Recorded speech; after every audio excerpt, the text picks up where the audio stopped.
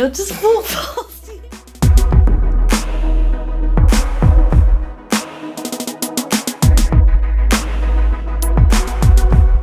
Just to fill you in on the past year or so, I suppose, of activity, I've had that kind of feel-good feeling this year quite a few times, just feeling like, oh my god, there's something happening and it's really special. And I think that feeling started with Trans Pride last year and also Trans Pride this year. It was so exciting having the march this year and just everybody who turned up, and there were families with trans kids, and you know, everybody brought along friends and other allies, and it just felt like such a special day.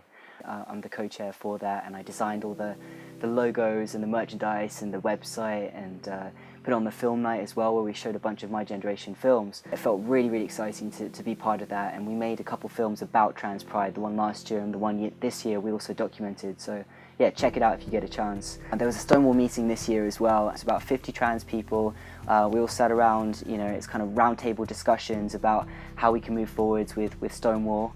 Adding the T into Stonewall. I think it's looking really, really positive. All About Trans has been going from strength to strength as well. I've gone in and had interactions with the Sun newspaper, the Daily Mail, the Observer, the BBC, Channel 4, all sorts of places. It's been fantastic just going in, giving people a humanistic reference point of what it's like to be trans. There's a lot more respect being shown. Obviously, we can't rest until the most vulnerable members of our community are heard and can feel safe. It really does feel like the tipping point. It's so lovely to be part of that as well. I'm loving the film work that we're doing too. The My Generation stuff is really taking off. I spent 6 months of this year making 25 short films, like 3 minutes in length. Some of those films are actually ready to watch now, so if you check out mygeneration.com or our My Generation YouTube channel, you can watch a few of those, and we're going to be releasing them every few weeks over the next couple of months. And the other half of the films will actually be broadcast on Channel 4 with Lewis and I presenting, hopefully being aired in early 2015, it looks like now. So yeah, loads and loads of really cool stuff is happening. Lucky Tooth as well, our production company, has become an actual official production company. So it feels like actually that I'm no longer having to survive, that I'm starting to look into how I'm going to thrive. And you know, I know it sounds really cheesy, but I feel like I spent so long and a huge part of my life just hating every cell in my body and feeling really, you know, just not aligned and not you know, I just didn't feel like I was heading in the right direction. And all of a sudden now I really feel like I'm getting my confidence back, and I'm more vocal about things, and I know what I want to do, and all these projects are opening up. I mean, we're so lucky, and Lewis and I have started to make some comedy as well, so really, you know, we're excited to share that with you too. And if anyone wants to get involved, obviously, with My Generation or doing comedy or any sort of fictional film, let's just make it, because I think everything that we do, everything that we create is going to have some sort of subversive element or LGBT focuses. And we're totally trusted within the community to make great films because we work with our contributors, we respect everyone. I feel like it's so important at the moment for trans people to just stand up and be counted, and then hopefully, you know, really, really soon, because things are progressing so quickly, it just won't be such a big deal, and people realize that we're more than just trans. So yeah, that's why I'm excited that we're making comedy at the moment, is because it's just a chance to really branch out and do something that we've never done before. We had an event at the BBC a couple of days ago where we showed 5 of our films from the Patchwork series, and that went down really, really well. We had one in Manchester as well a few weeks ago. Before that we had a launch at Channel 4.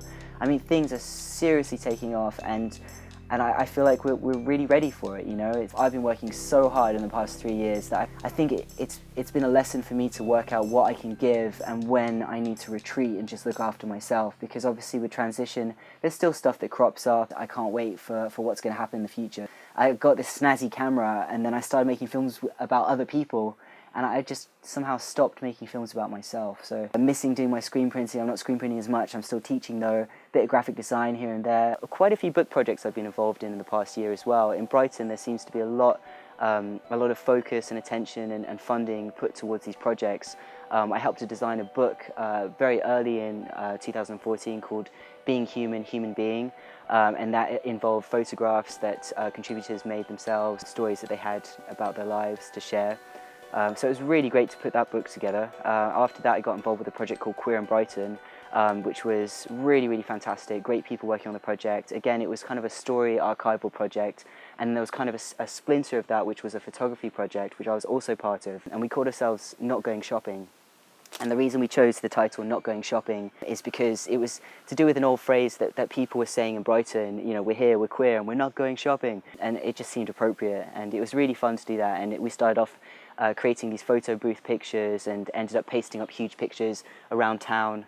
Again, Brighton Transformed, a very similar project, but really focused solely on the tea aspect.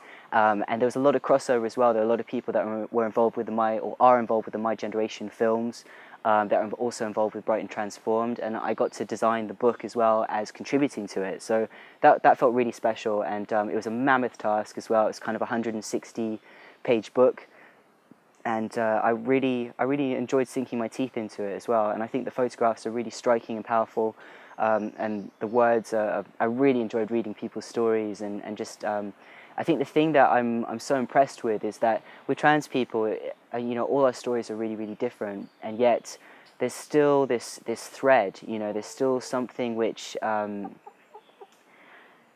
so fascinated with everyone's stories. And I was going to tell you about my chickens as well, just briefly. I got 3 chickens, Paxo, Precious, and T-Rex. A few nights ago, a fox came and got what I thought all of the chickens, and then Paxo was hiding in a bush, and she had kind of a cut on her head, and she'd been there for about 12 hours, but she's a survivor, and she survived the night as well. She didn't die from shock.